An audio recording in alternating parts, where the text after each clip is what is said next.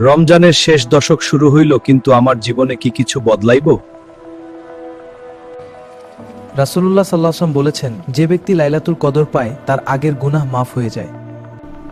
সব গুনাহ মাফ, আমার মতো মানুষেরও? হে আল্লাহ, আমি যদি ওই রাতটা পাই,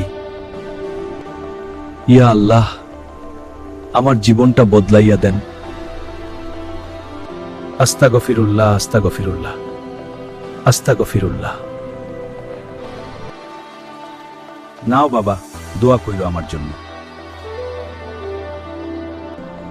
এই রাতটাই কি লাইলাতুল কদর?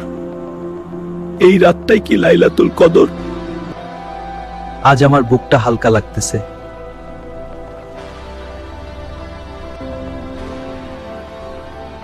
লাইলাতুল কদর পাইছি কিনা জানি না, কিন্তু আল্লাহরে পাইছি।